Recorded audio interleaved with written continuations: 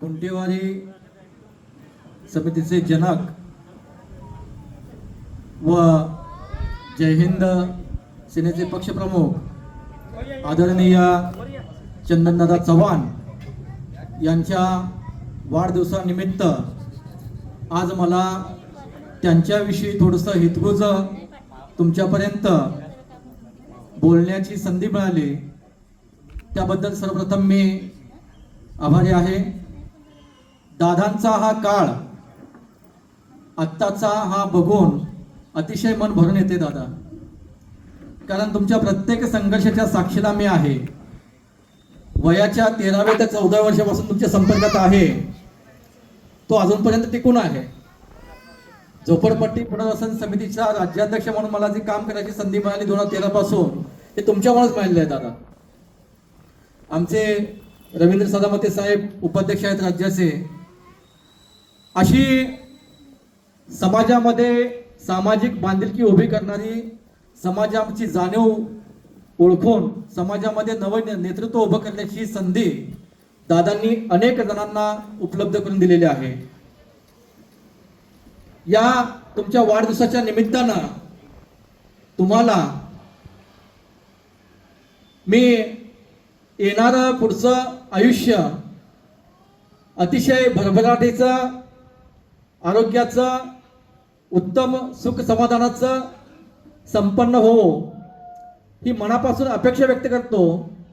आणि ज्या पद्धतीनं या विस्तारित भागामध्ये आपण गुंटेवारी भवन, आताच रवी साहेबांनी सांगितलं की स्वतः प्लॉट घेऊन त्या ठिकाणी लोकांच्या सोयीसाठी हे भवन उभं करणं ही साधी गोष्ट नाही दादा।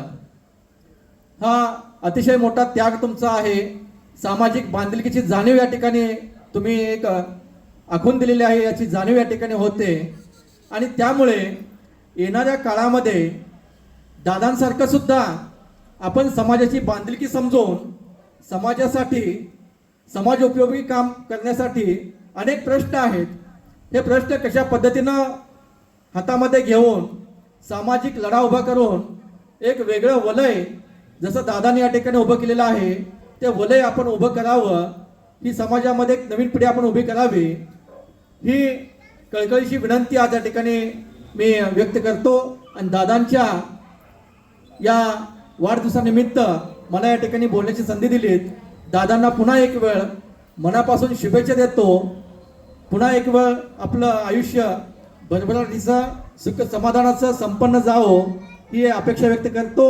जाता जाता आमच्या माहुली या ठिकाणी आहेत, अगदी त्यांचाही या ठिकाणी मी जसं दादांचा स्वभाव तसाच वहिनींचाही स्वभाव, त्यांच्याकडे 13व्या ते 14 वर्षापासून जेव्हा जेव्हा आलेलो आहे त्यांनी जेवल्याशिवाय कधी सोडलेलं नाही।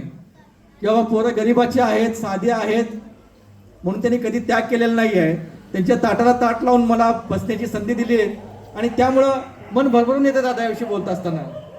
त्यामुळं आमच्या माहुली, आमच्या वहिनी या सुद्धा जेवढा दादांचा या ठिकाणी त्याग आहे तेवढाच त्याग बहिणींचाही आहे, कारण मला माहिती आहे त्यांच्या प्रत्येक गोष्टीला मी साक्षीदार आहे।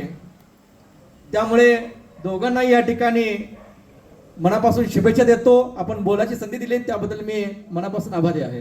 धन्यवाद।